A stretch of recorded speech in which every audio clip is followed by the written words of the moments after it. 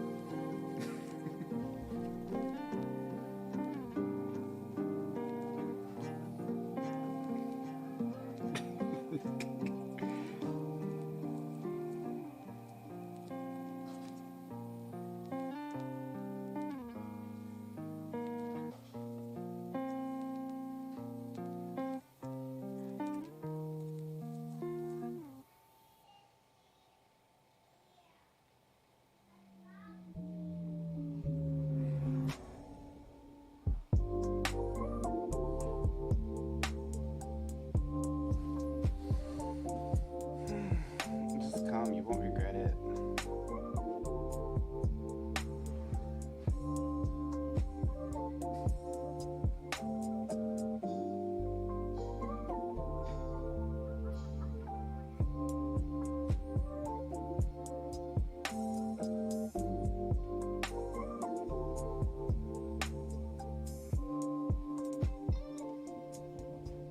It's not.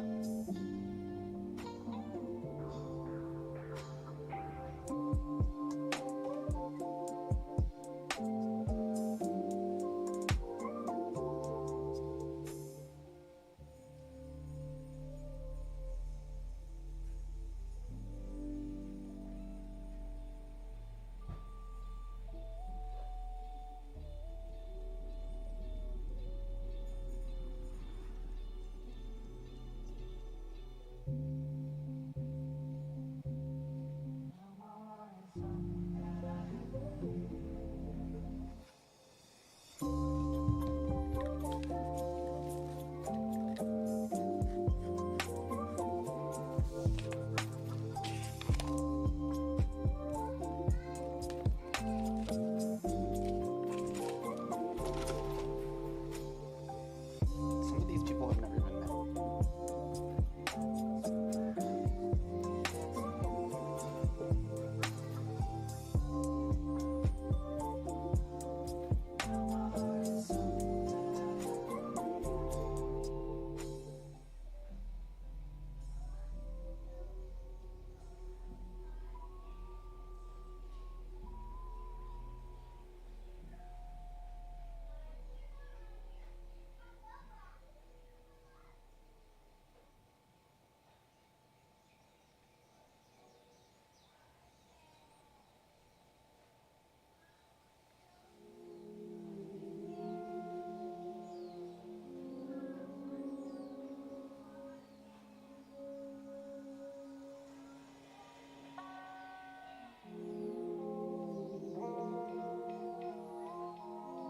I'll probably get there at 4.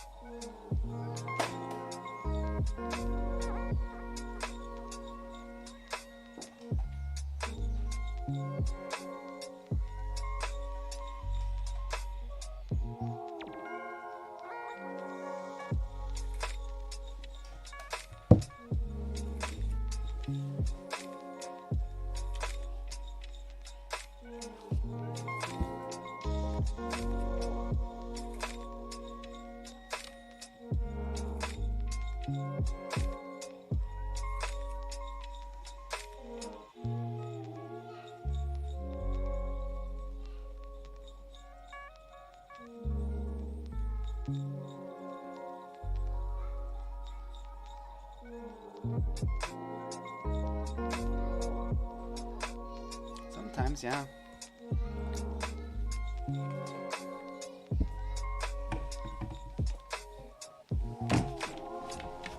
Well, it is exciting.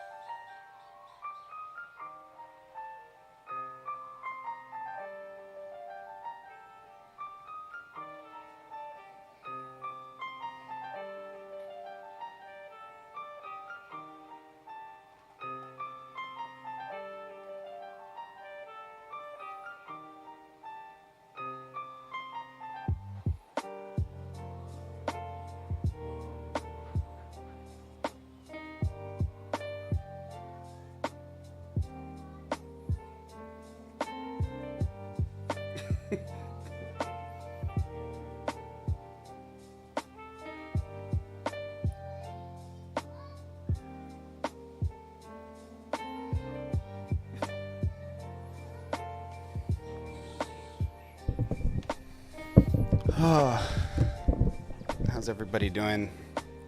I'm trying to export my game to Mac.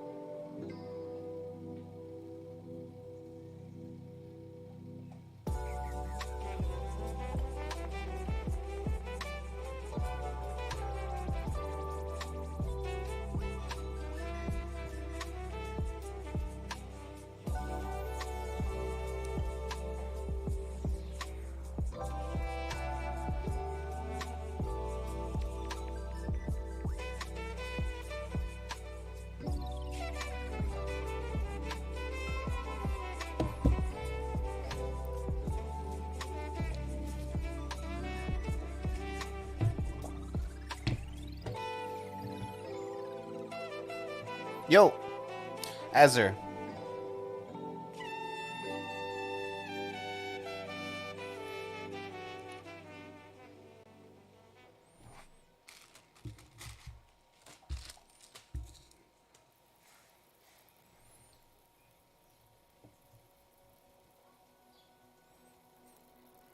I need screenshots, Azur. I need GIFs.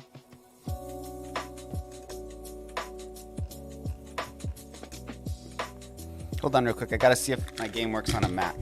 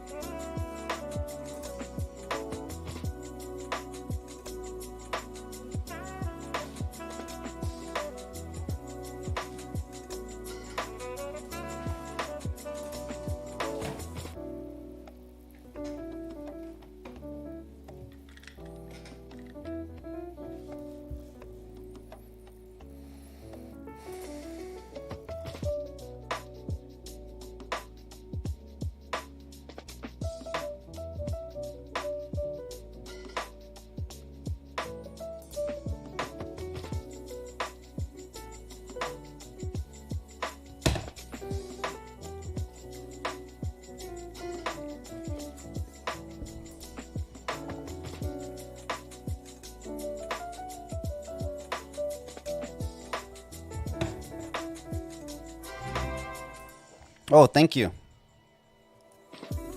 Conduct 93. Thank you for the follow. Appreciate you. I'm just kind of like...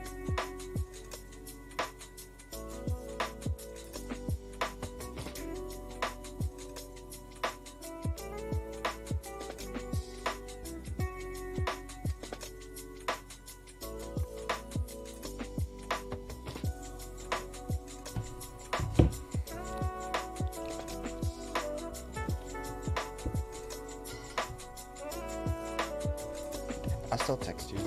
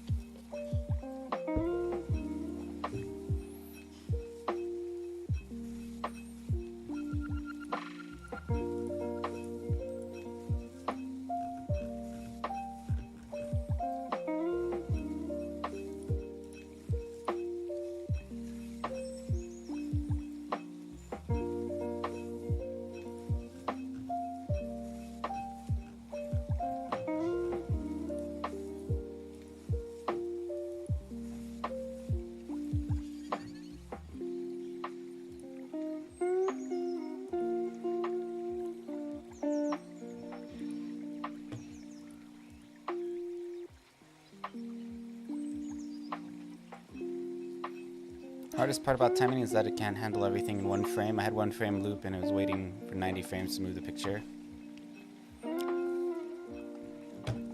Being 40 loops.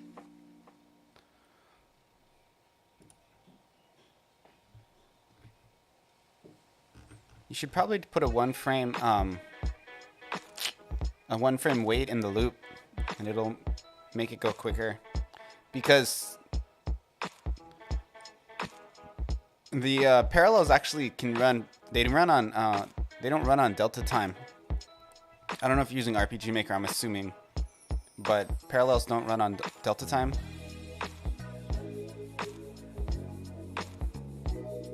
Yeah, but whenever you do a loop, you should put a one frame wait on every loop, unless you want it, because you actually, if you want it to run in one frame, parallels actually run more than 60 times a frame. They just run as fast as they possibly can. So by putting a one frame loop in there, it really optimizes the game because you don't get like this crazy use of processing power. It's fine if the parallel like does something and stops, but if the parallel is always repeating, it runs more than once a frame.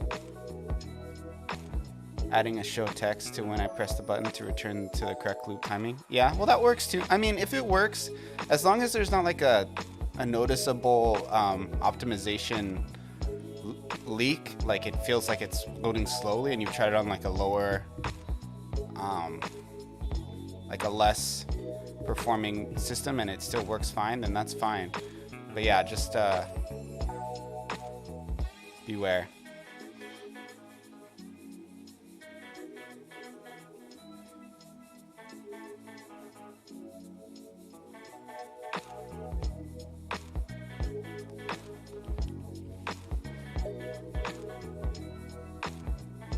Check it out, dude. I added explosions.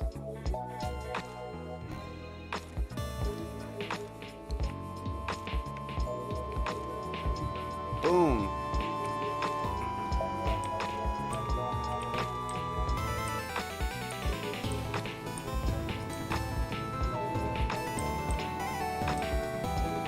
Boomsies.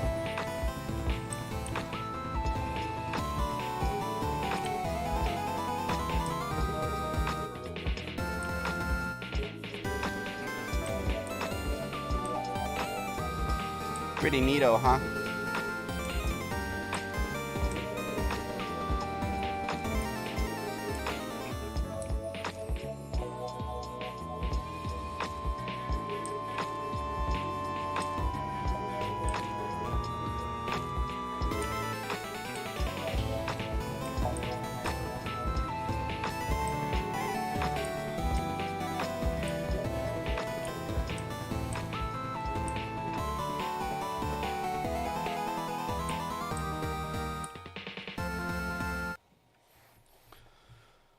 I'm not feeling super confident about the viability for Mac OS.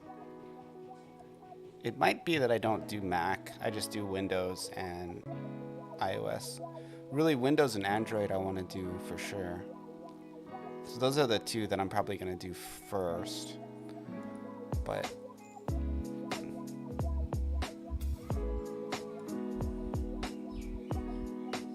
yeah.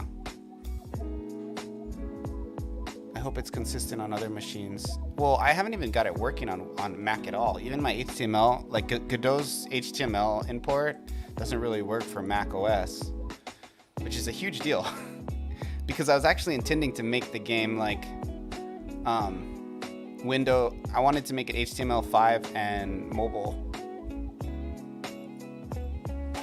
I mean, oh, your QTE, yeah. But yeah, so it looks like HTML5 for Mac is a no-go, which is very unfortunate.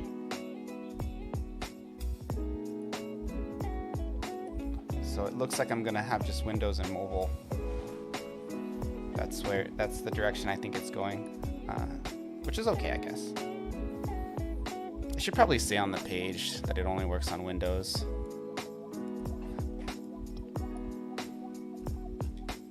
Remove this index.app, delete file, save.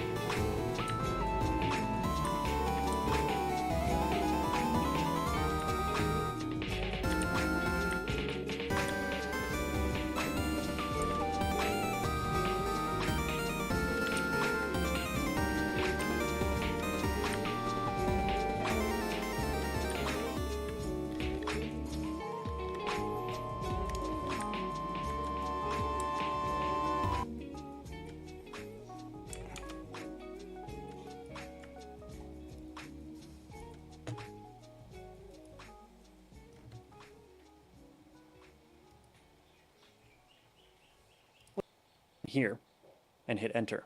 Okay, now before we run the game, go up, collapse your particles process material, make sure you turn one shot back on, and then we can go ahead and play and see what's going on here. So now that's looking a lot nicer. We don't have such an abrupt disappearance of the entities when they're dying. And it just feels generally more satisfying. Okay, so the death component's in good shape. Now, there is one minor thing that I'm noticing, which is that we did not make the rat face the correct direction when it's walking. So let's handle that so that we can wrap up the work that we need to do on the rat for now. So I'm going to go to the basic enemy scene, open up the script, and we have our visuals here.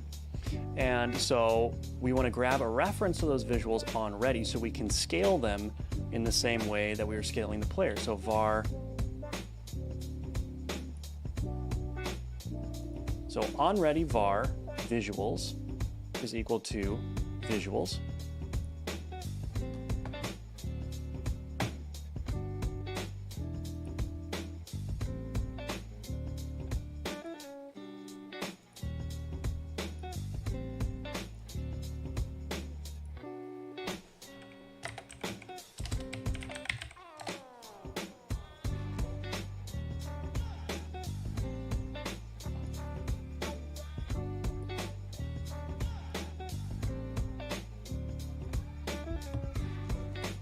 $sign visuals for the shorthand. And it's going to be very simple what we do here. It's going to be the same thing as we did with the player. We're going to say var move sign is equal to, and we're going to use sign velocity. And then we're going to say if move sign is equal to, let's do something different, is not equal to 0, then we're going to say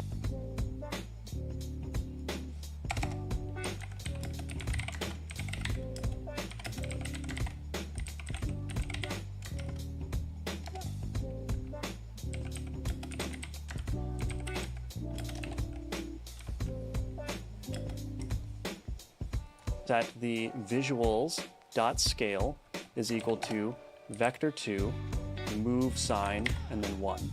And we may need to negate this actually because the rat is actually facing to the left by default. So let's do negative move sign to flip it around the other way, and let's see if that's working. Oh.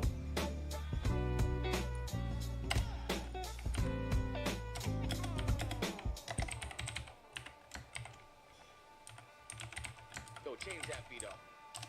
Here we go. And I did this wrong. This should be sign velocity dot x. We cannot take the sign of a vector. It needs to be the sign of a float or an integer. Okay, so let's go ahead and run.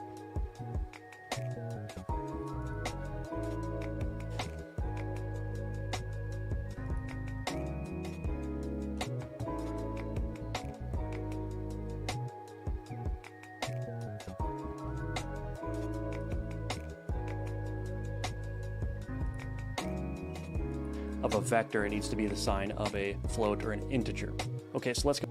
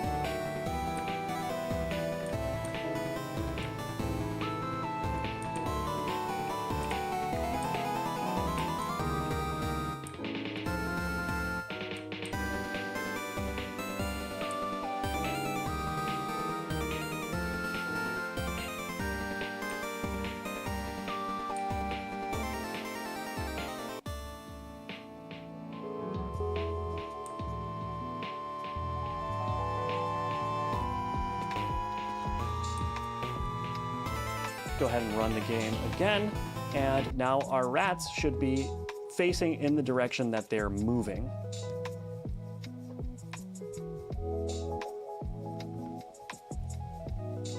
And we might as well make this same logic improvement to the player. So go ahead and open up your player scene.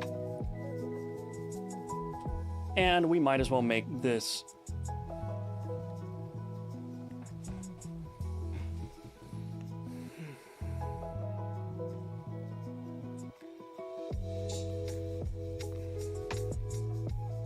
same logic improvement to the player. So go ahead and open up your player scene, open up that script, and in here we have this if move sign equals 0.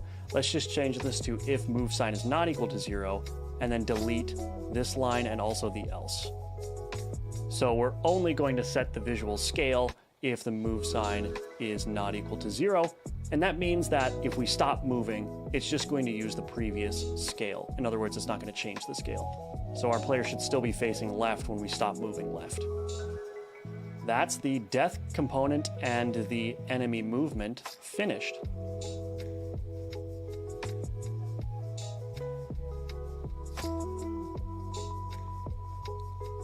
Find that less effective than trying to predict what I'm going. Let's create a new enemy type to add some variety to the game, but also to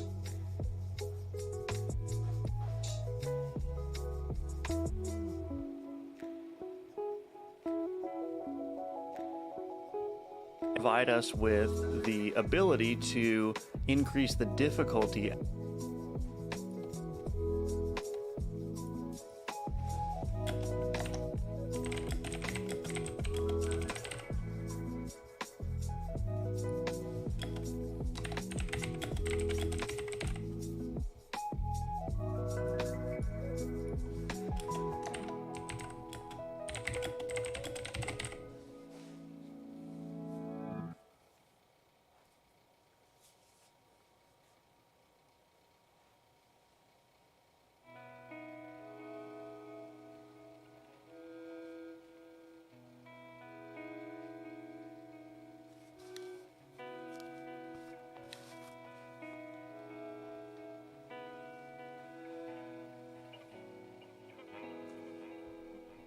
as the game goes on.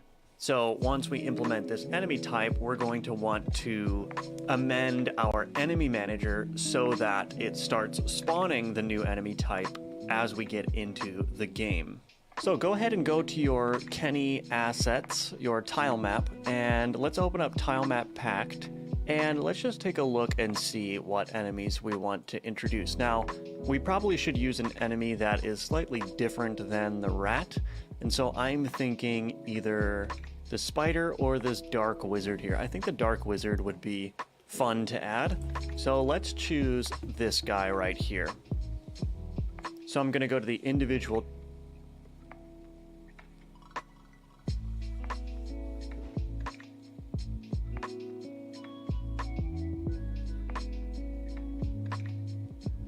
tiles directory, and I'm going to scroll down until I find him.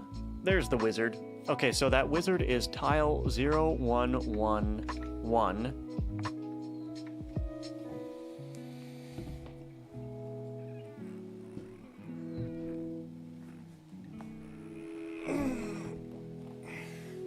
So I'm gonna make like another missile that moves like slower but hurts you more and has more health.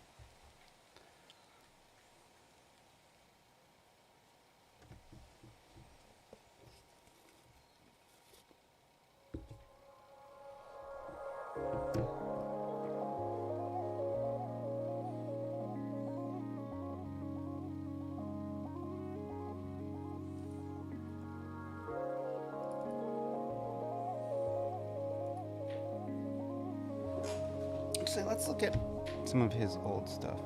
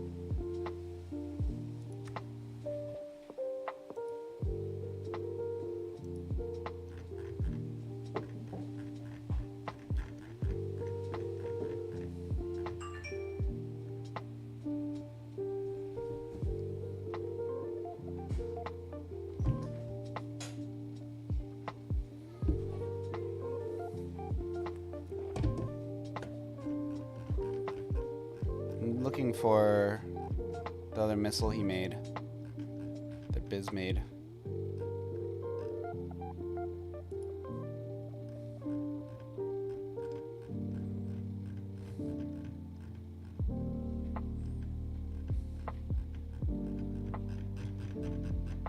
I can't find it.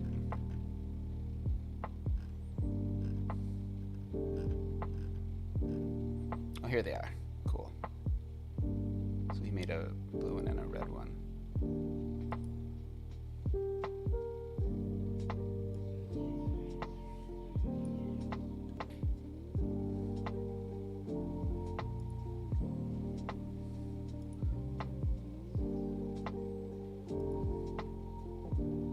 Okay, so it's in my game now. I can figure it out from there. Okay.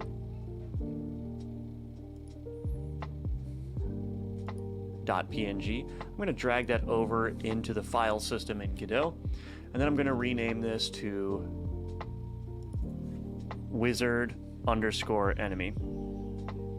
Okay, and then under scenes and then game object, let's create a new folder under that and call it wizard enemy. We'll put _enemy at the end just to be consistent with the basic enemy that we've got. Drag that wizard PNG into that wizard enemy, just like so.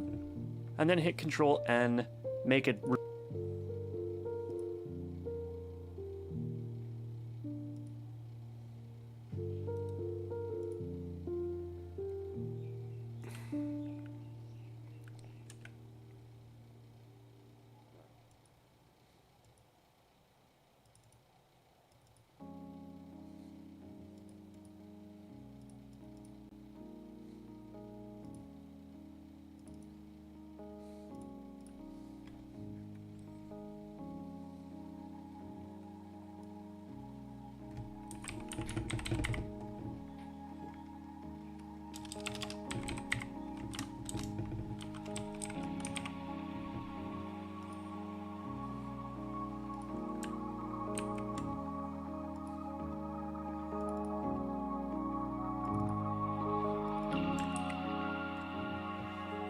type of node 2D, and we're going to call this wizard enemy.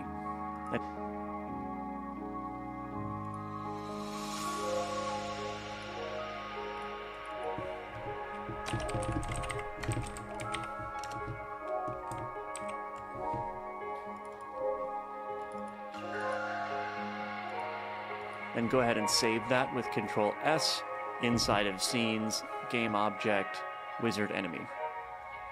All right, let's hit Control A and search for Sprite 2D. We're going to add a Sprite 2D, which is going to have a texture of the wizard PNG. And then go to the offset Y, hold Control, and let's offset that by holding the left mouse button down on that field and move.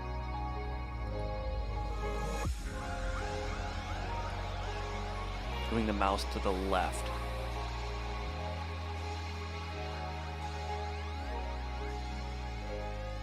And an offset of -8 in the Y puts the origin of the sprite at the feet. So that's going to be good for our purposes. And then let's go ahead and instantiate a child scene. We want to instantiate the health component. And let me go to the basic enemy scene. So Control-Shift-O, search for basic enemy. This health component is set to the default at 10. And so what I'm going to do is I'm going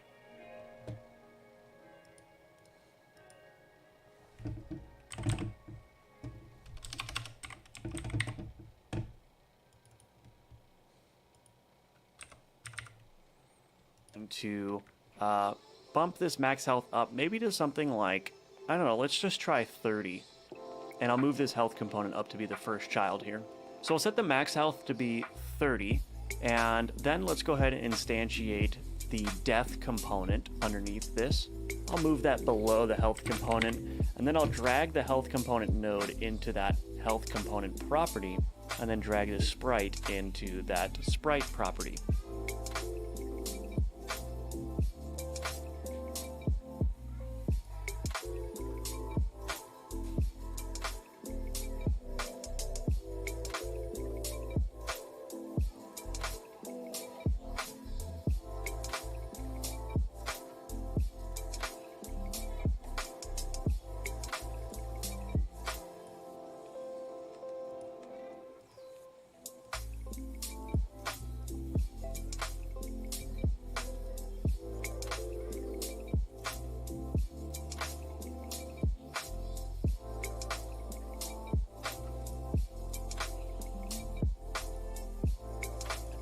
Okay, so we need to, looking at our basic enemy, we also need to add a hurt box component, and we need to make this wizard enemy a base type of character body 2D. So we made a mistake here, and that's fine, because what we can do is we can right click on the root node, and then we can say change type, and then we can put character body 2D, and our issue is fixed. So you can always change the root type if you want.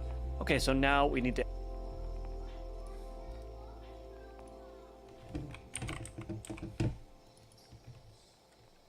add a collision shape, which represents the shape that will collide with the terrain. And in our shape resource, let's create a new circle shape, and let's set the radius down of that to something like 6 by clicking into that circle shape. And actually, let's do 4. Yes. And then I'm going to hit W on the keyboard and just drag this up until the bottom of the circle is just touching the origin, just like that. Okay. Then let's click on the wizard enemy and let's modify the collision layers and the collision mask. So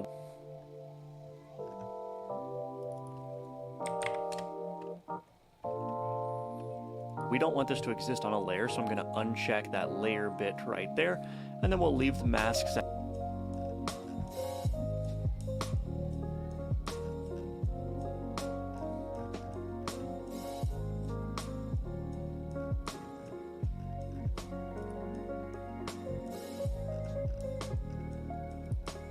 That to 1, which is the terrain layer. Okay, let's instantiate another child scene, and we're going to call this hurt box component. So go ahead and instantiate a hurt box component, and then I'm going to put this above that collision shape 2D, and then I'm going to add as a child another collision shape 2D, just like so. And then we're going to create again another circle shape, and then let's move this hurt box component by selecting it, hitting W on the keyboard, and then clicking and dragging this up into roughly the center of the wizard. And then going back to the hurt box component's collision shape, opening up the shape resource, let's set the radius to 8. And I think that's going to be just fine. So let's go back to our basic enemy and let's open up the script and see what kind of behaviors we need to implement. So we have a very basic behavior set in here, which is basically just moving towards the player at a given speed. Rather than duplicate this code, I'm going to show you how we can make our movement code generic. And we're actually going to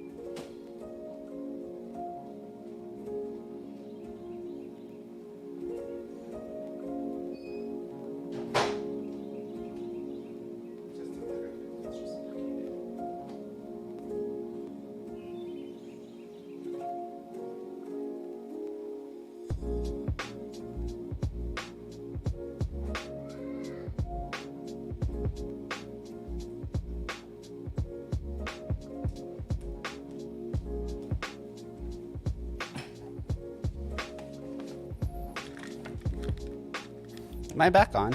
I walked away because my stream broke.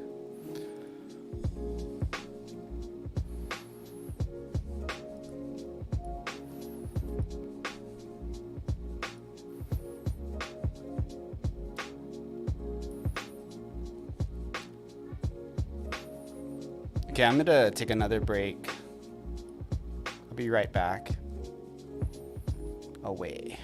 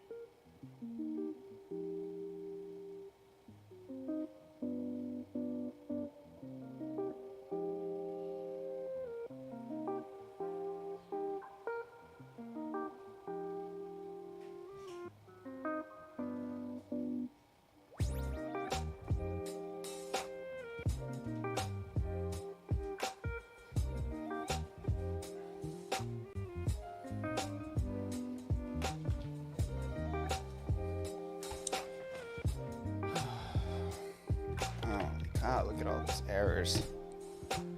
What are those from?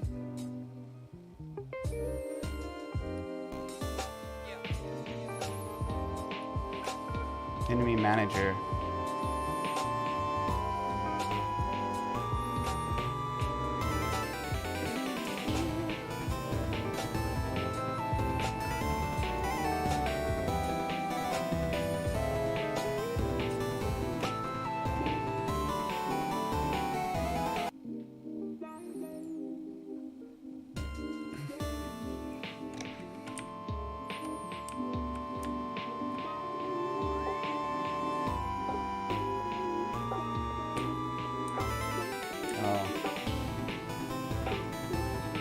The afterburner's broke.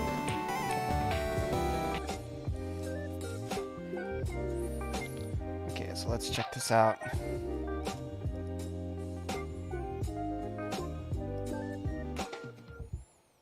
Afterburner couldn't resolve tracks, sprite 2D afterburner. Okay, I see what's going on. I moved.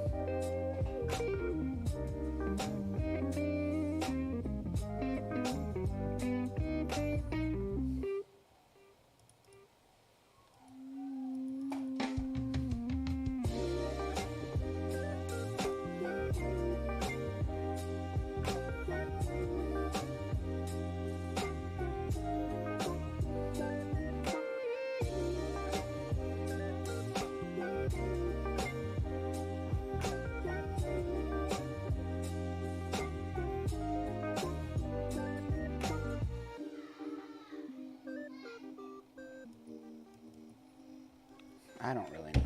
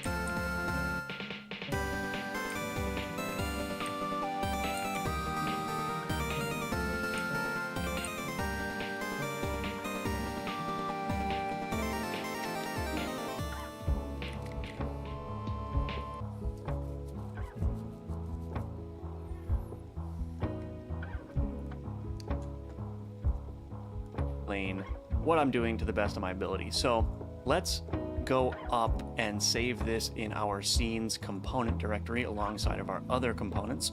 And then I'm going to add a script.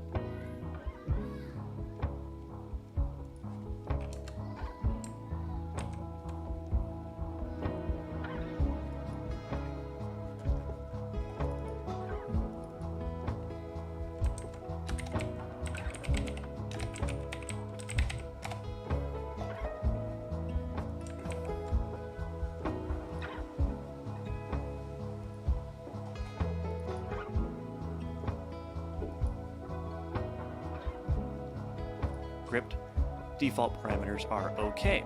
We're going to create an export variable, export var max underscore speed, and this is going to be of type, we'll set it of type int, okay? And then let's create a function, func move, and it's going to accept an argument of character body, and then that's going to be of type character body 2D, okay? And so what we're going to do is we're just going to write pass right here because we need to keep track of a variable. So I'm going to say var velocity is equal to vector2 dot 0.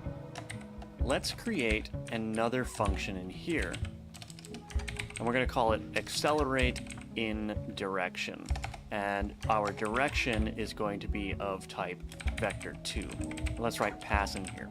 So the way that we're going to use this is we are going to be able to manipulate this internal velocity by calling accelerate in direction, and then we're going to be able to move the character by calling this move function. Now, why is this good? Well, if I go back to my basic enemy script here, what I can do essentially is I can manipulate the velocity and call move and slide from within this component here so that I don't have to keep doing the same code over and over again. But we're also going to improve our ability to control how enemies move by utilizing this accelerate in direction. Now, we're probably also going to want another function, so let's stub this out. I'm going to create another function called func accelerate to player, and let's pass in, well, we'll keep it like this. So we'll just keep no arguments and we'll write pass. Okay, so the first thing that we want to do is we want to say the following. We want to say in our accelerate in direction, let's grab our desired velocity. And what is our desired velocity? It's going to be the direction that we're passing into this function times our max speed, right? So this is the final velocity that we want to be at. Then what we're going to do is we are going to accelerate the current velocity toward that desired velocity. So what we can do is we can say velocity, remember this is our internal velocity here, is equal to velocity dot lerp, and we want to lerp, which is linear interpolate, to the desired velocity, and we're going to use that frame rate independent lerp that we talked about.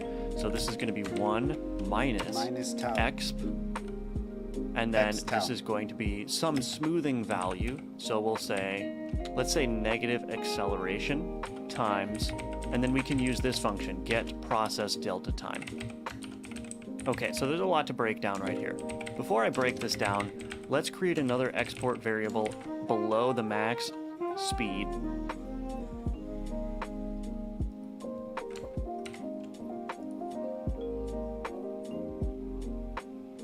Velocity.lerp desired velocity 1 minus x6 negative acceleration times get process delta time, and call it var acceleration, and we're gonna put a float in there.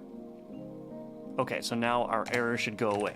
So what are we doing? We're using the linear interpolate, which again takes a weight, which is what we're calculating here, and says, I want to go this % of the way toward this supplied vector. So we're gonna essentially go from our current velocity to the desired velocity at this % every frame. Now, if we were to put something like 0.1 in here, we would say every frame get 10% closer to the desired velocity.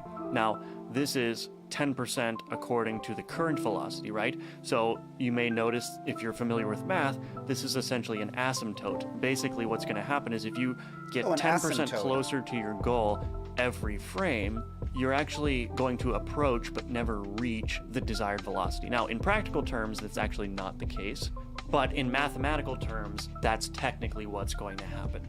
And so we don't want to provide a fixed value though, like 10%.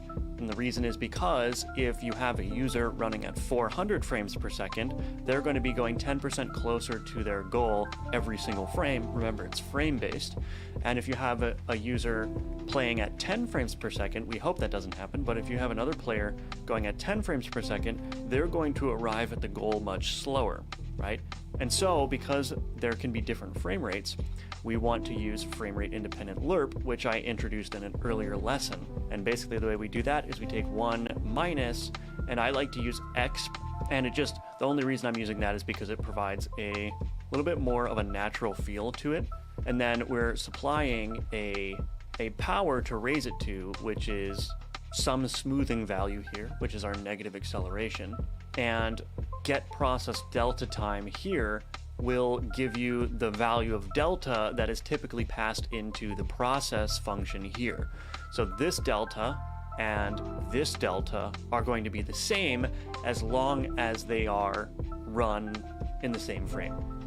Okay, let's apply, or supply rather, a default acceleration value by giving it -5. And then let's say the max speed is equal to 40. And actually, sorry, this is not supposed to be negative here. That should just be 5 because we're negating it down here. So 5 for the acceleration and max speed of 40 as a default.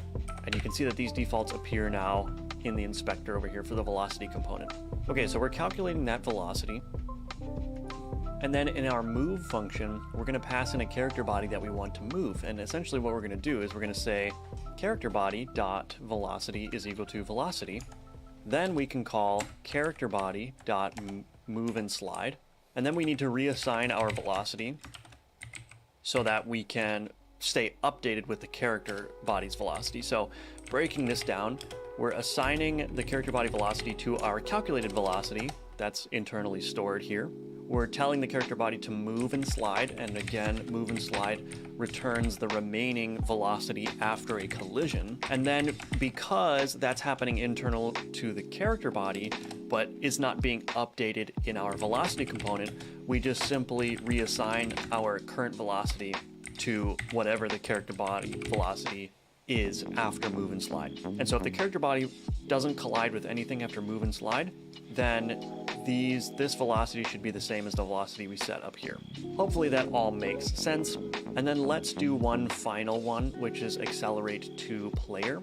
And so what we're going to do is we're going to say var, let's say owner node 2D is equal to owner as node 2D.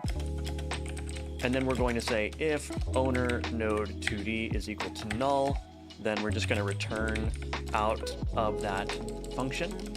And the reason we're grabbing the owner as a node 2D is because we want to do the following. We want to say, we want to grab the player's position. So var player is equal to get tree dot get first node in group player.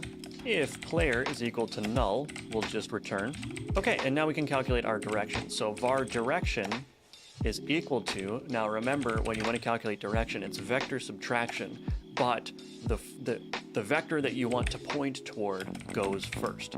So this would be player.global position minus owner node 2D. Make sure to use owner node 2D dot global position. And we want to actually normalize this. So we're going to parenthesize that operation and then call dot normalize afterward.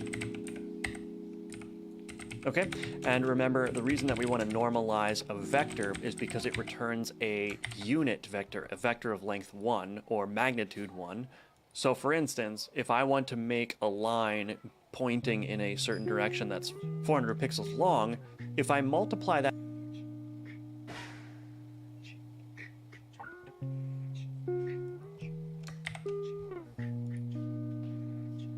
that by a vector that has a length of 2, then I'll actually end up with a length that's 800 pixels long. And I don't want that. So normalization makes sure that my vector, my direction, has a length of 1, so that when I do multiplication operations on it, it returns the result that I'm expecting. So we normalize that, and then we're going to do this. We're going to call accelerate in direction with the supplied direction.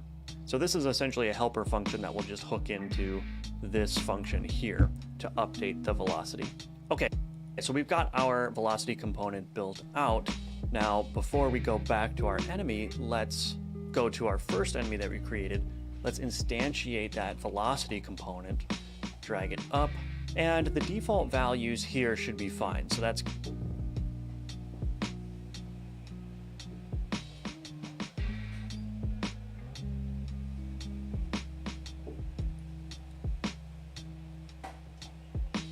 So let's open up at tree.getFirstNodeInGroup player.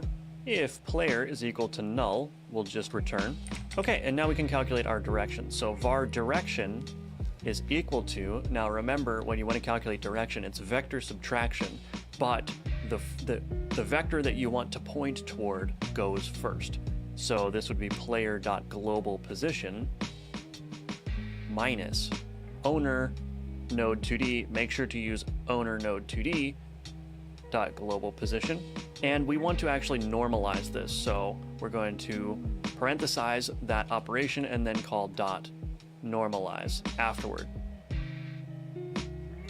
Okay, and remember, the reason that we want to normalize a vector is because it returns a unit vector, a vector of length 1 or magnitude 1. So for instance, if I want to make a line pointing in a certain direction that's 400 pixels long, if I multiply that by a vector that has a length of 2, then I'll actually end up with a length that's 800 pixels long. And I don't want that. So normalization makes sure that my vector, my direction, has a length of 1, so that when I do multiplication operations on it, it returns the result that I'm expecting. So we normalize that, and then we're going to do this. We're going to call accelerate in direction with the supplied direction.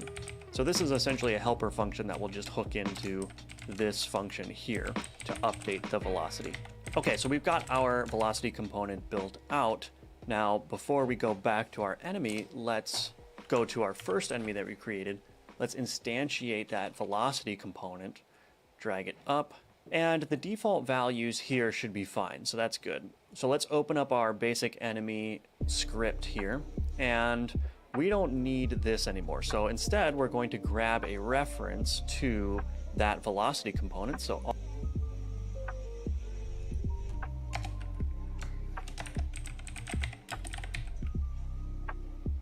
onReadyVar velocity component is equal to velocity component. And then in the process method, we can simply call velocity component dot accelerate. And then what was this called? This was called accelerate to player. So that's what we're going to call in our basic enemy script. So accelerate to player.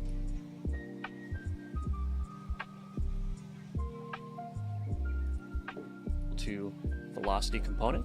Our first enemy that we created, let's instantiate that velocity component, drag it up, and the default values here should be fine. So that's good. So let's open up our basic enemy script here, and we don't need this anymore. So instead, we're going to grab a reference to that velocity component. So onReadyVar velocity component is equal to velocity component.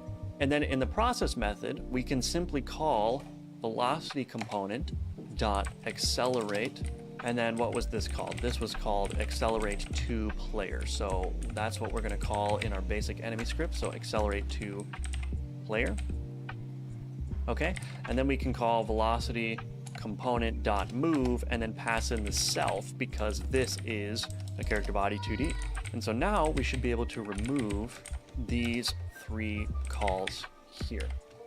And we can also remove this max speed. And by the way, there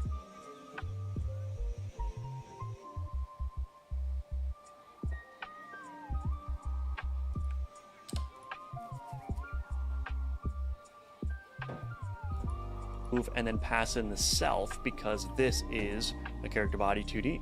And so now we should be able to remove these 3 calls here.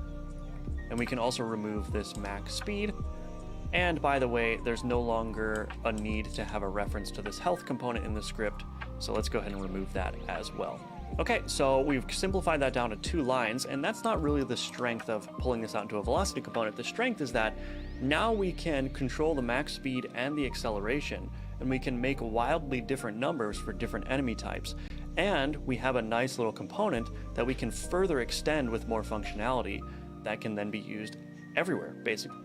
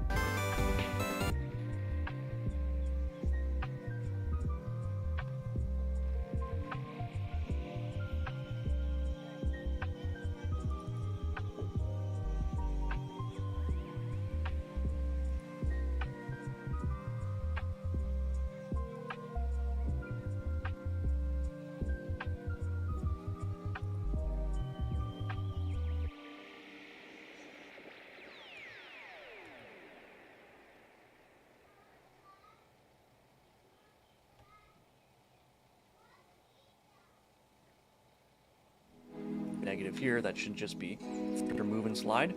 Then this velocity should be the same as the velocity we set up here. Hopefully that all makes sense. And then let's do one final one, which is accelerate to player. And so what we're going to do is we're going to say var, let's say owner node 2D is equal to owner as node 2D.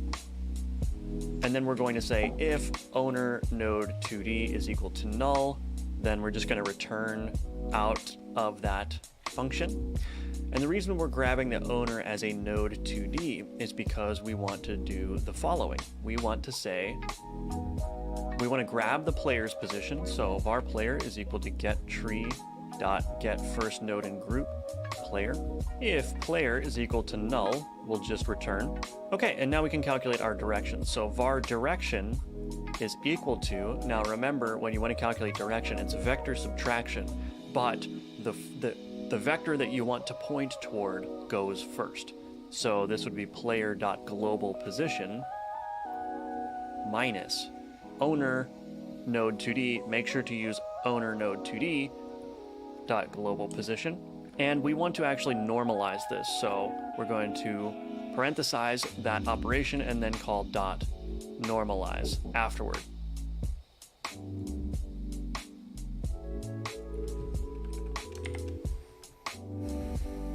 Okay, and remember, the reason that we want to normalize a vector is because it returns a unit vector, a vector of length 1 or magnitude 1. So for instance, if I want to make a line pointing in a certain direction that's 400 pixels long, if I multiply that by a vector that has a length of 2, then I'll actually end up with a length that's 800 pixels long. And I don't want that. So normalization makes sure that my vector, my direction, has a length of 1, so that when I do multiplication operations on it, it returns the result that I'm expecting. So we normalize that, and then we're going to do this. We're going to call accelerate in direction with the supplied direction. So this is essentially a helper function that will just hook into this function here to update the velocity. Okay, so we've got our velocity component built out.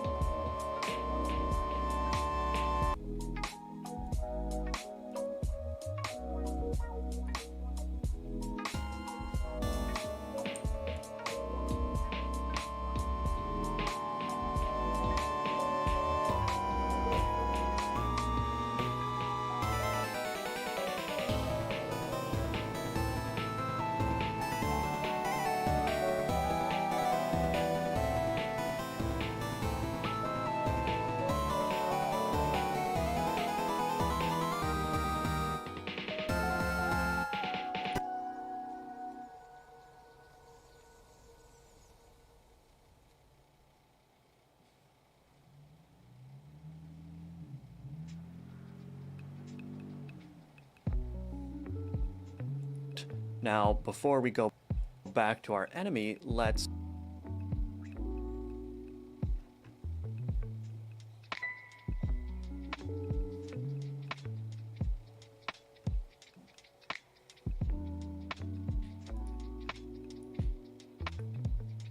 telling the enemy to go at max speed, run the game, and make sure that our rat enemy is still working. And it's not.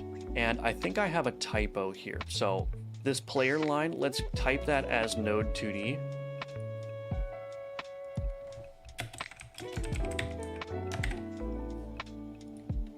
And then let's remove this normalize, and we should be able to, okay.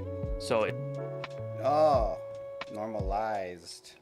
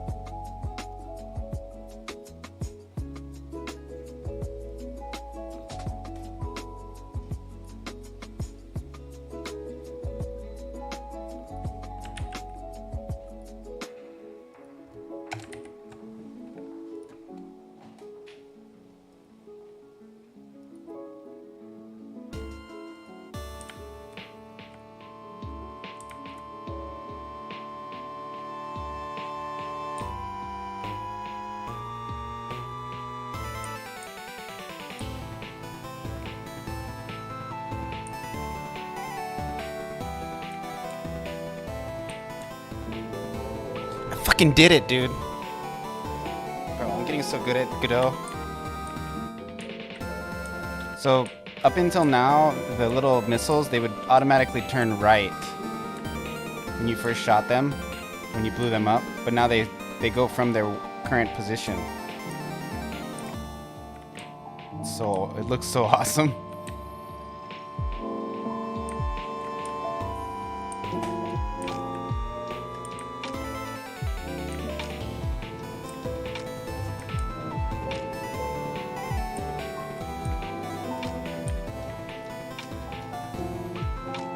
I gotta make a fade out eventually.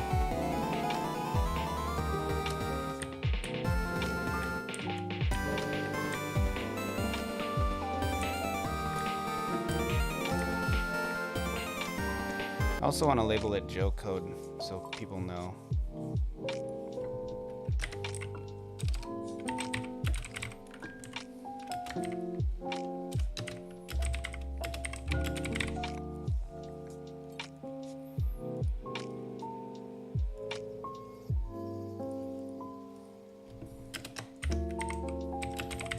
That way I can like look back at it and be like, okay, well that's something I did, so.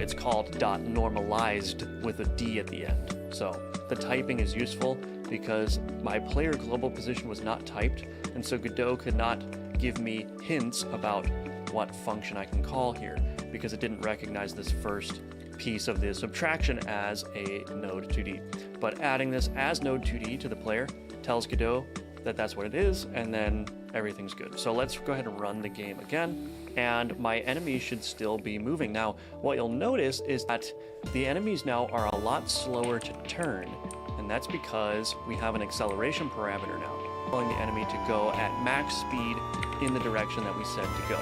And that made it lock onto the player much harder. But watch what happens. If I go to my basic enemy here and I change my acceleration to something like 0.5 instead, and then I run the game, what you're going to see are very slow to react to the player's position. So I can run past this enemy. Look at how long it takes for that enemy to change direction to face me, right? So the cool thing about this is that we can actually achieve pretty cool enemy behavior by just tweaking these two parameters. So I can keep that at 0.5, and I can turn the max speed up to 100.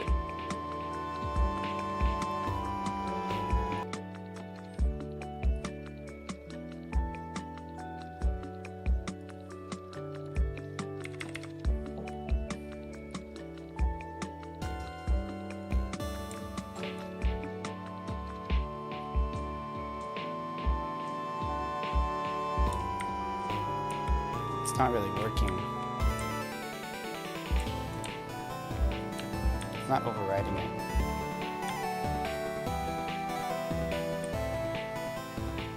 If I wanted. And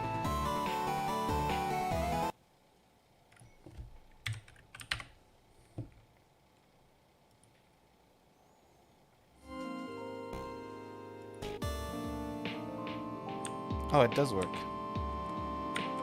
Holy crap.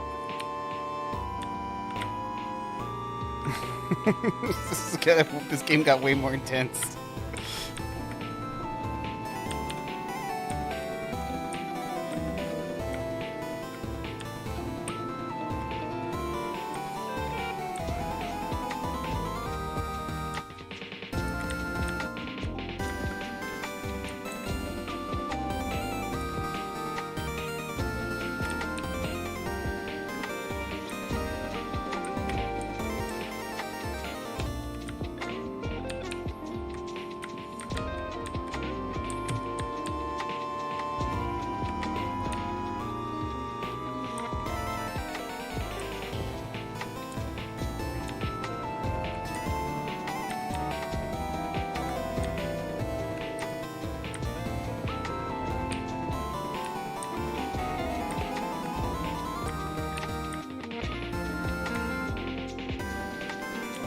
The turning to them is not working.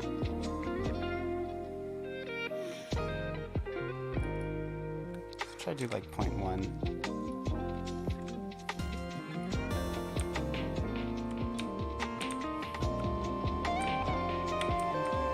Oh yeah, I see. They don't turn fast now. So when you go like at an angle, maybe they do.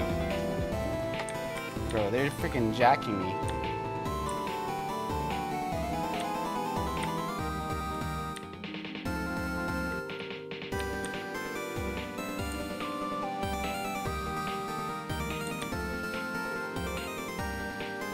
Maybe I'm overriding it or something.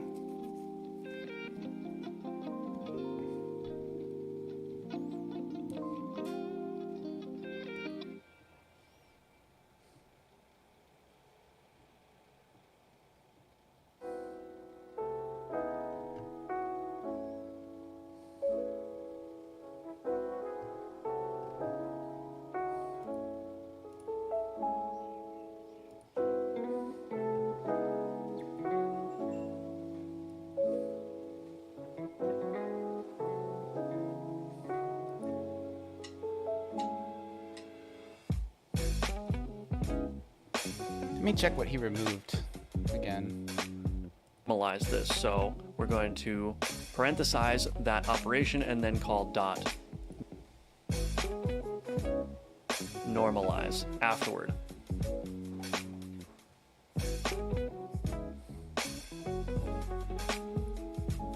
Sure that is essentially a help component. So on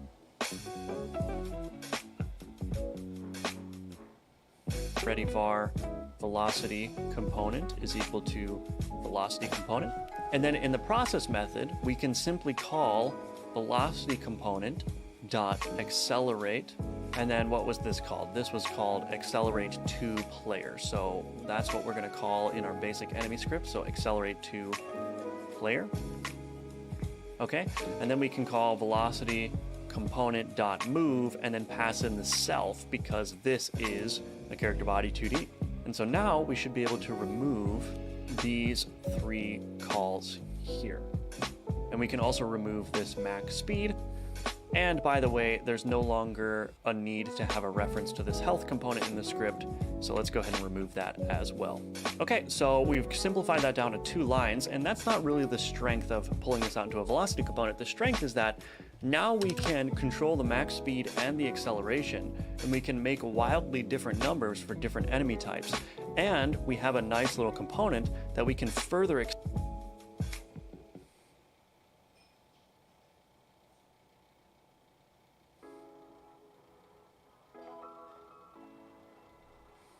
I don't really need this. Where am I calling it? Like this now does nothing, right? Just let me double check. I basically do this functionality elsewhere now.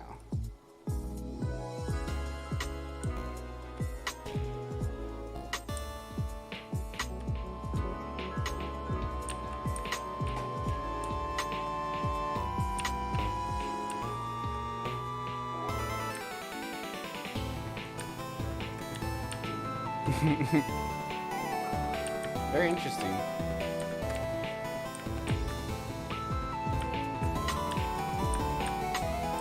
The missiles suck at turning.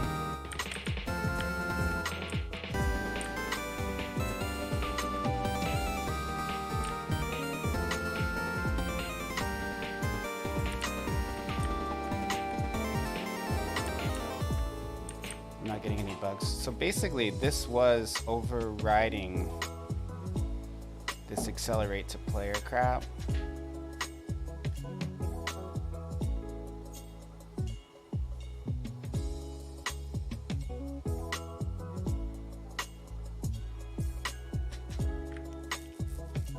Extend with more functionality.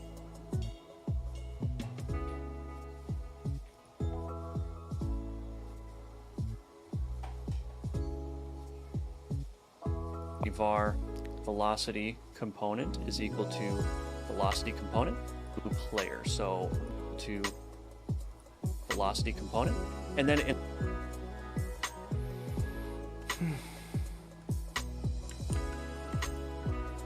So I don't need this for sure.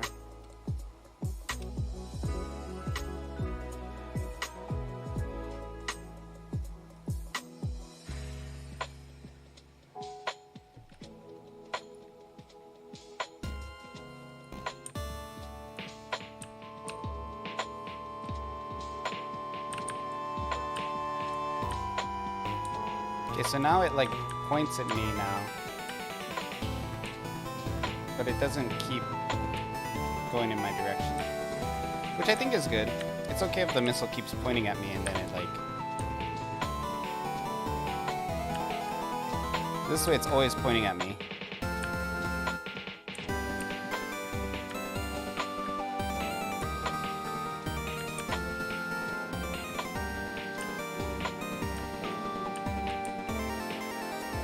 I think this is good.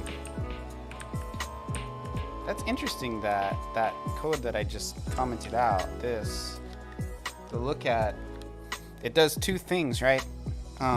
It faces you towards it, but it also makes you, the move direction, turn into where, so I don't need that anymore. That's some code I made. It's always good that I mark my code when I'm doing a tutorial, so that I know not to, that it's not, like, that it's not done, you know?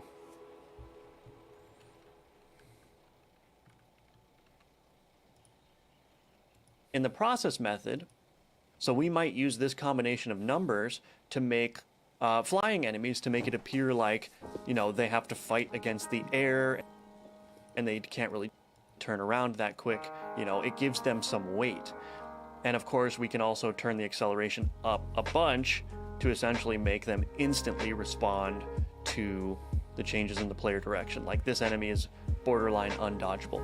So anyway, with just these two parameters, I'm going to reset those, by the way, to 40 and 5 again.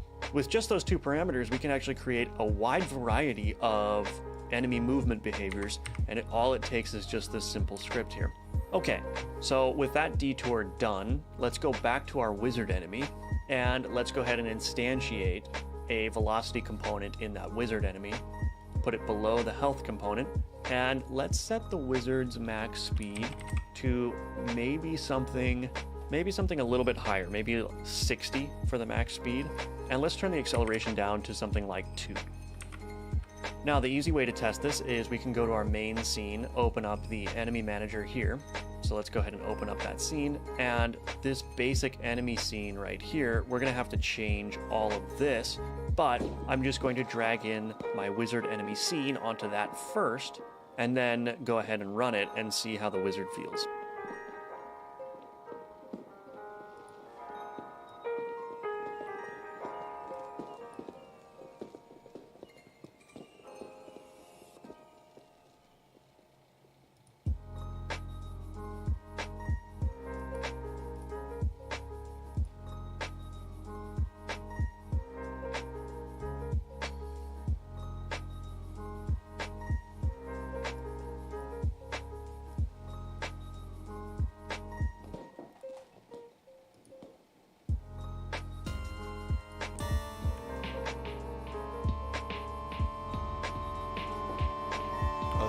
is we can go to our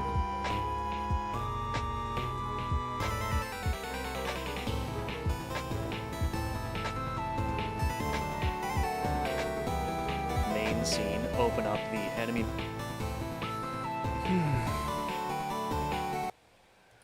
Here.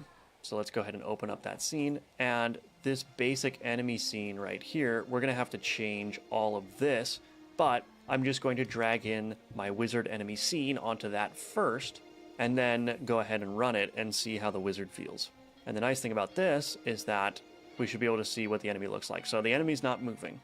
And the reason the enemy's not moving is because we haven't added a script to the enemy. So it's spawning correctly.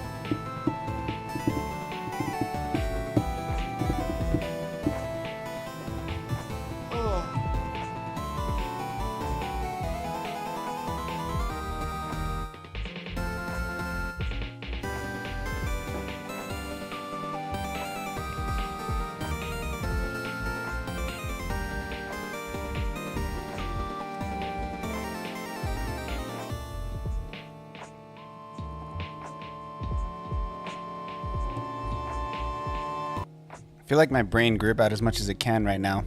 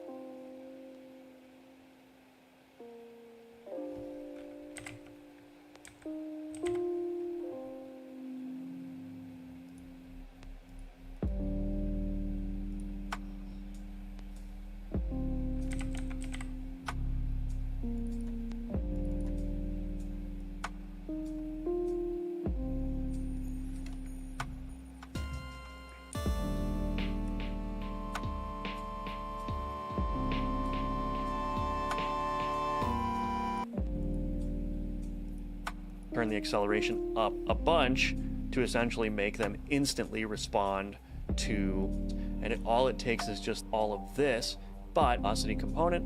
I would encourage you also to think ahead about what we're doing. Try to, even pause the video for a second and just try to anticipate what we're going to be doing next.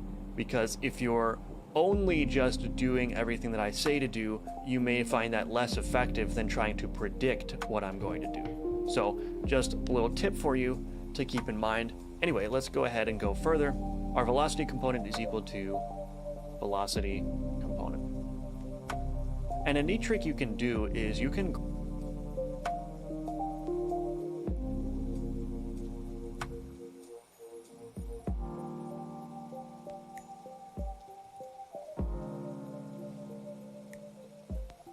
grab a node with the mouse, click and hold, and drag it. And if you drop the node in here, it just gives you the shorthand reference to it in the script. But if you start dragging it and then you hit control, hold control, and then release, it will generate an on ready statement for you. So we can do that to be a little... Bro.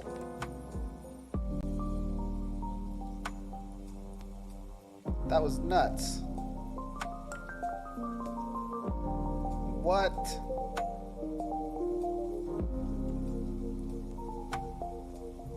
Well, you can highlight multiple? Oh my gosh.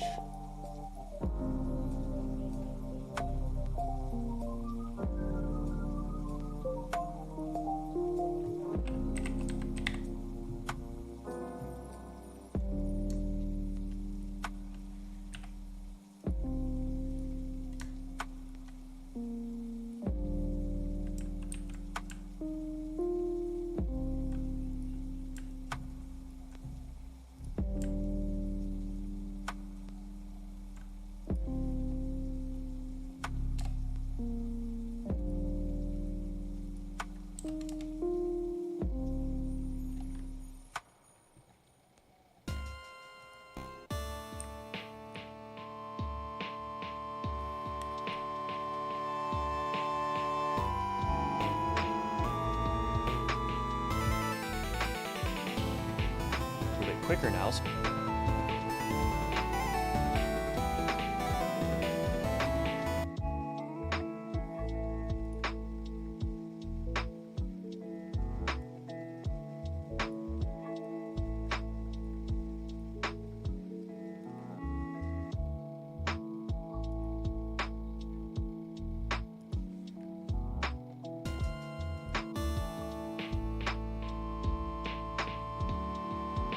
So I can say,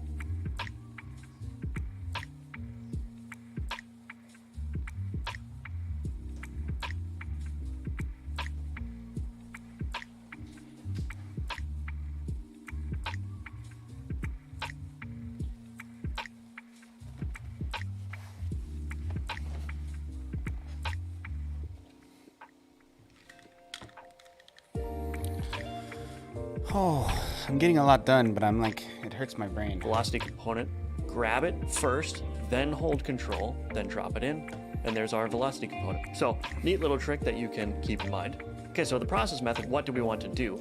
We want to say velocity component dot accelerate to player. Okay, and then we can say velocity component dot move self. And let's go to our basic enemy script and let's copy this just like so. So this move sign block right here, bring that back over to the wizard enemy script, paste that in there. Now, if we really wanted to, we could make another component for this, but I'm fine with just copy and pasting it everywhere. Okay, let's create a new node under the wizard enemy called node 2D. So insert a node 2D.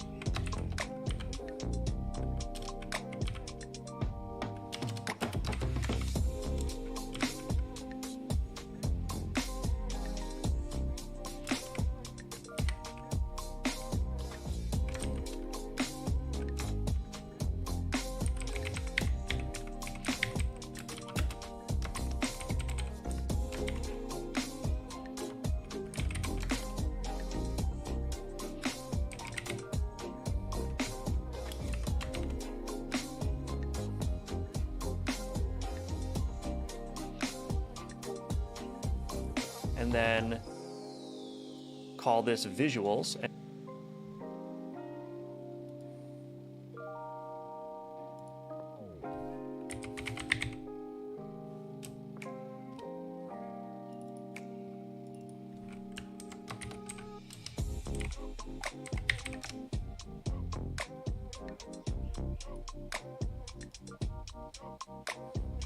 And put it below the death component. And then drag the sprite 2D as a child of that node. And then let's go ahead and create an onReady reference to this by clicking and dragging the visuals, then holding control, then dropping it in there. Okay, so now all of that should be working. And if we go back our first base game, and it may be tempting to just create one script for the enemy that is this content, but I would caution you against doing that, because then it becomes very hard to create specific enemy behaviors, which we might do. And so this is essentially a copy paste from the basic enemy. However, we don't want to share scripts necessarily, because that's going to severely limit our ability to implement unique enemy behaviors. So when the course is done, you can feel free to consolidate these, but let's keep them separate for now. Okay, so now let's run the game. Remember, our enemy manager is spawning the wizard, and look at that. Okay, so we have a couple of problems. The wizard is bunching up on itself, and it's facing the wrong direction. So this is a copy-paste error. So this is a great example of what I'm talking about. This visual scale move sign needs to be actually different than the basic enemy. So we're going to remove the negative from the move sign in there, and that will fix that. And then we need to go to our root node here and change the layer that the enemy exists on. And the layer we want is, I believe, 4 enemy collision. So we don't want it to exist on the terrain layer, but we do want the wizard to exist on the enemy collision layer so that he collides with other enemies and doesn't bunch up with them. This isn't right. Additionally, we need to set the mask to that as well, so that it also looks for collisions on that layer. Okay, let's go back to our basic enemy, and we can see in this node tab here in groups, we need to add the wizard to the enemy group as well. So there's a lot of setup to do that we need to remember, but let's go to our wizard enemy, go to the node tab, go to groups, write enemy in this text box here, and then add just a little bit more setup to go on this wizard. We need to do 2 more things. So the hurt box component here needs a reference to the health component. So let's go ahead and drag the health component down into there. And then we need to instantiate a child scene. We need to instantiate a vial drop component. And we're going to put that above here as well. Let's attach the health component to this health.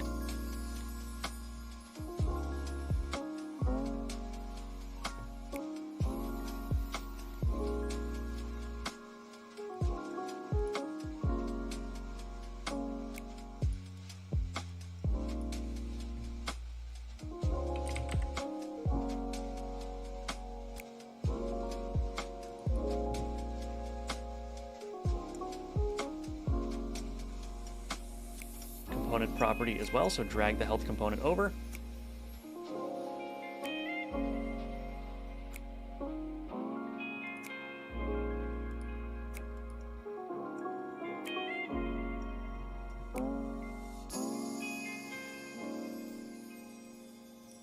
Xbox here, and then add just a little bit more setup to go on this wizard. We need to do two more things. So the hurt box component here needs a reference to the health component. So let's go ahead and drag the health component down into there. And then we need to instantiate a child scene. We need to instantiate a vial drop component. And we're going to put that above here as well. Let's attach the health component to this health component property as well. So drag the health component over. Or this time I'm going to click assign and then double click the health component. Perfect.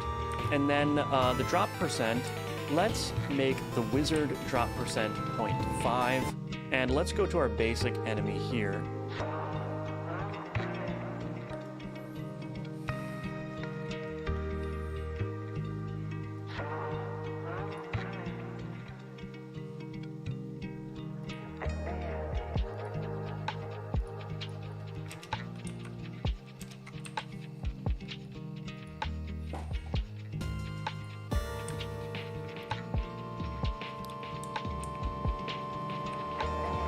Turn down percent. And then the drop percent, let's make the wizard drop percent 0.5, and let's go to our basic enemy here and turn down the vial drop percent of this one to 35%. All right, now let's run the game and we should be able to kill a wizard. So let's go ahead and see if we can do so. There we go. And you should notice that our death component is working flawlessly with that. So now we have free death animations for every type of enemy by just building that shared component. All right, our wizard enemy has been implemented. The next in this text box here, and then add just a little.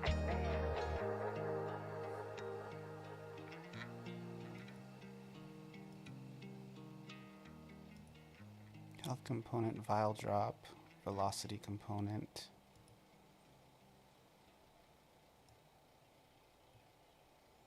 Death component.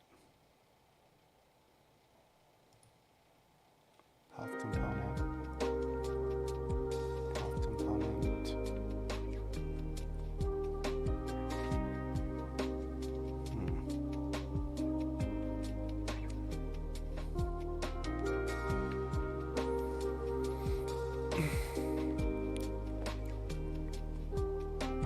A little bit more setup to go on this wizard. We need to do two more things. So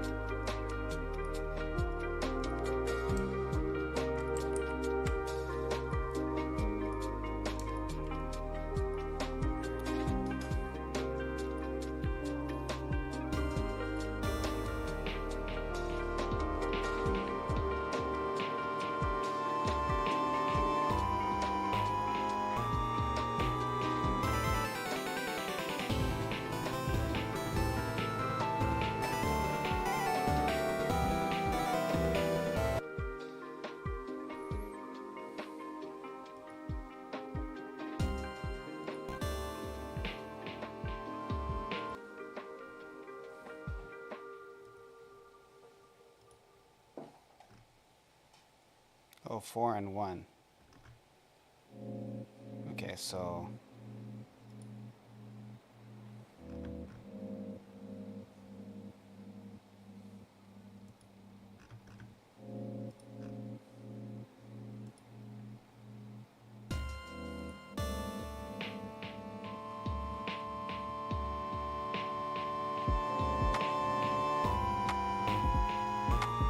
Nope.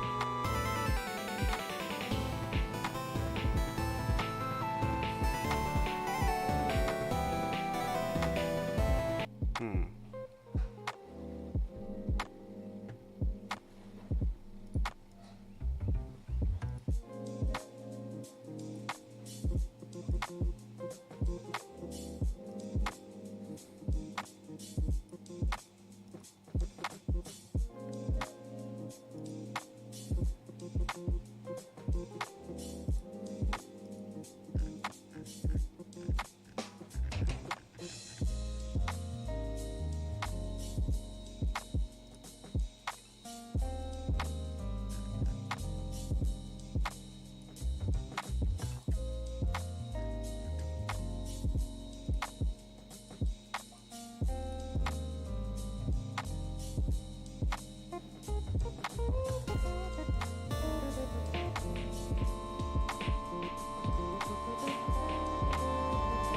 Yeah, baby.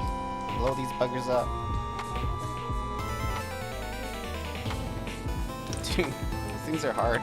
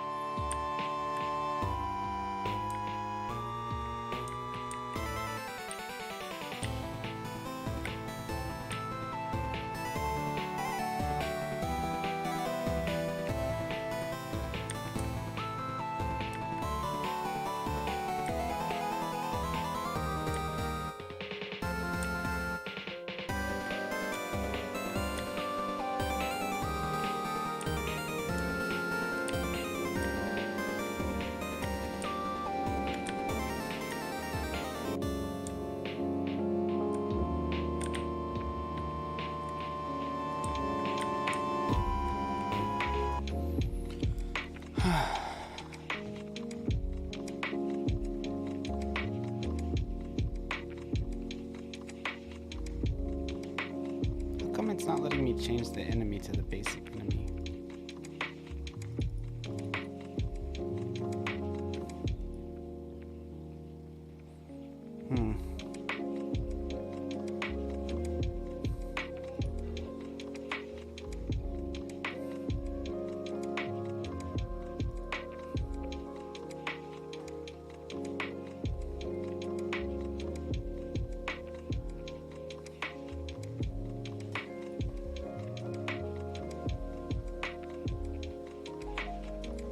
Maybe I have to do it in the scene.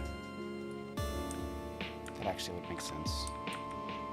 Not in the component itself. Oh yeah, that's all it was. Okay, cool. I wonder if... So here, it's just not really set up yet to do multiple enemies.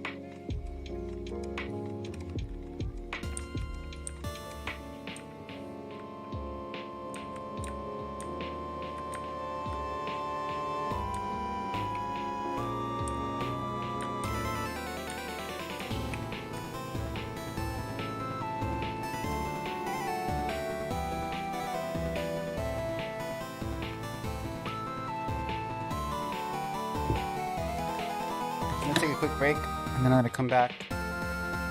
I'm gonna try to do one more of the lessons. Well, the hurt box component here needs a reference to...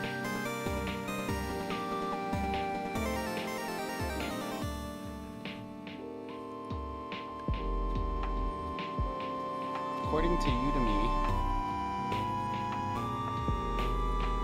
I am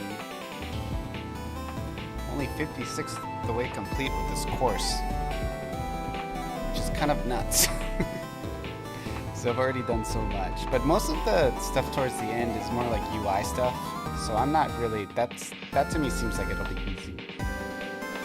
But he also has this thing where he goes a lot faster as you get further in the game, so we'll see. We'll see how it goes, but I'll be right back. I'm gonna use the restroom.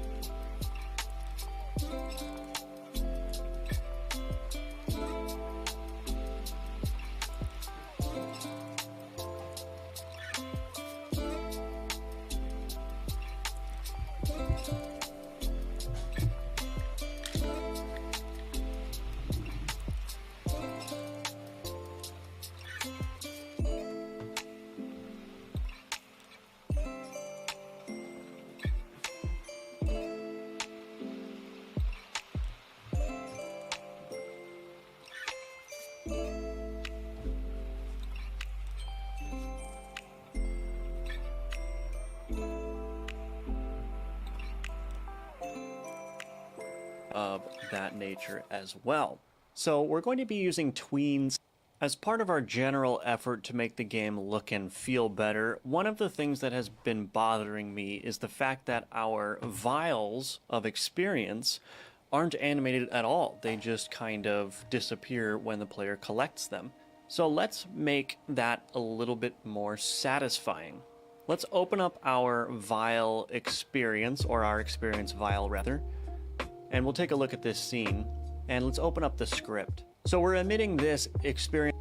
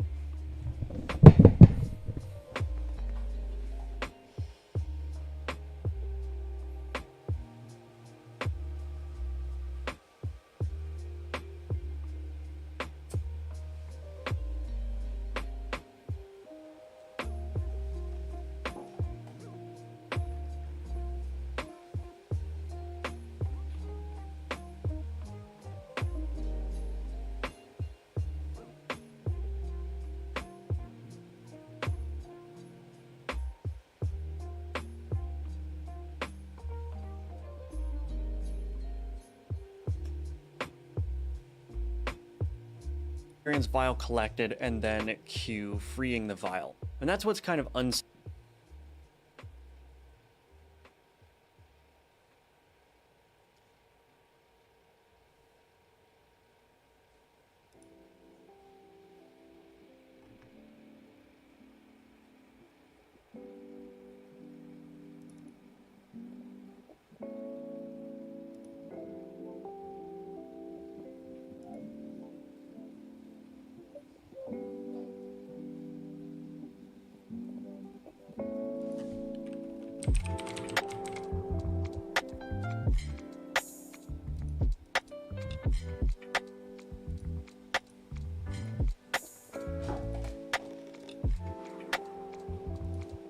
satisfying is that it's just disappearing.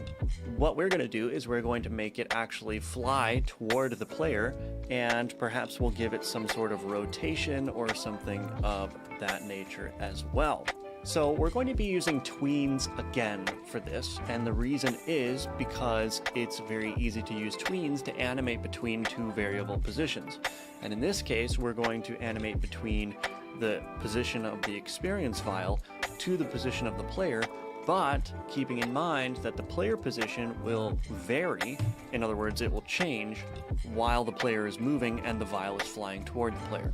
In our on area entered signal, let's start by creating a tween. Var tween is equal to create tween.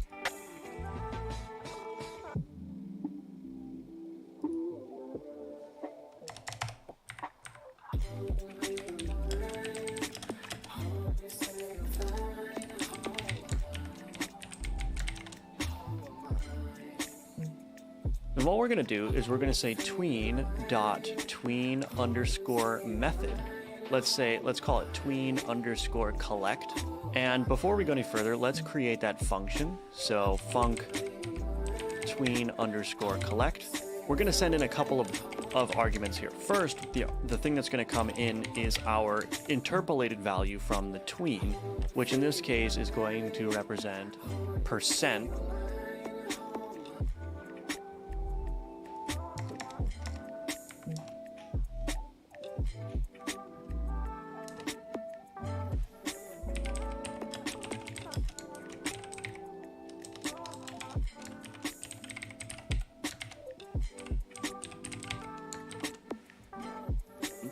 which is of type float. And then we're going to pass in the start position, which is going to be of type vector2.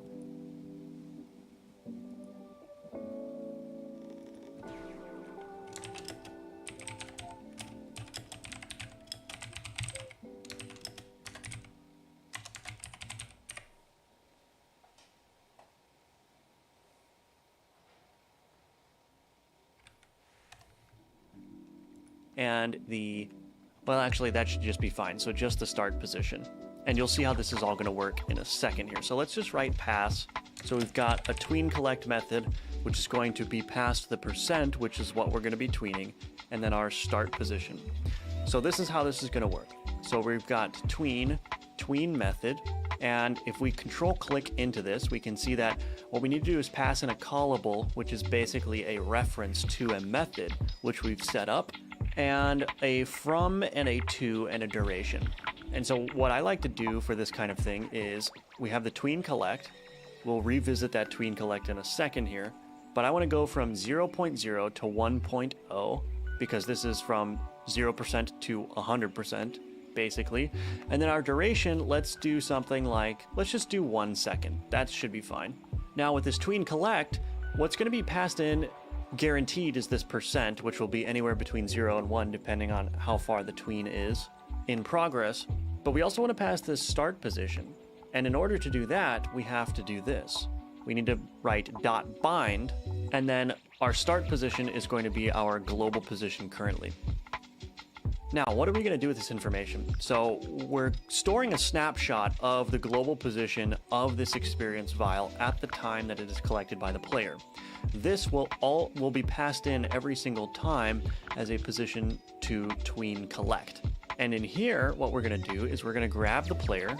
Var player is equal to get tree.get first node in group player. If player is equal to null, we'll just return right.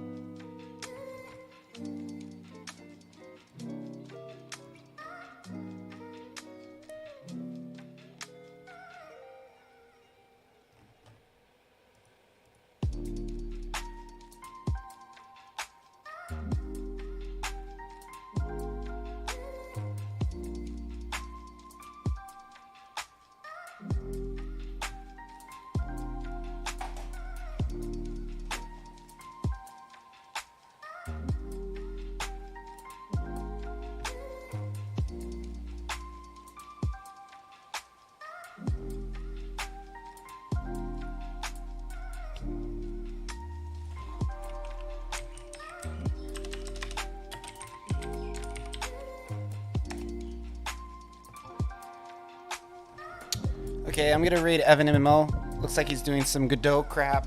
Haven't raided him in a bit, and I don't think I want to do any more of this tutorial right now until I can really sit down. I gotta go to a party in like half an hour and do some stuff throughout the day, so yeah, I'm just gonna try to make it through the rest of the day going from here. I wish I could just be working on my game all day. That's what I'd love to do, but that's not necessarily the way it works. Unfortunately, I have to go and be there for my friends and family. So I'm gonna get off now, and I'll see you guys later. Good night. Goodbye. Good afternoon. Whatever it is.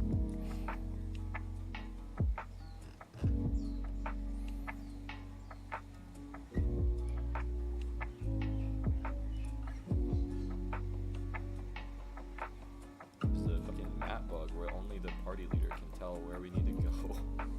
Well, and it was also like lagging really weirdly, and I don't think it was a connection problem. No, I don't think so either. Oh man, that was so annoying, and it would not correct ever either. It was so bad. Just like dealt with it. Hey, the what's hell? up, Maui? Thanks for the raid, man. Hope you had a good stream That's the today. funny part is I really enjoyed playing with you and Blossom. I thought that was a lot of fun, but it's just like this game is in such garbage state. Like what the fuck? I just don't want to listen to them. There's some weird. Oh, there's not weird scaling. It's just because there's a bunch of them.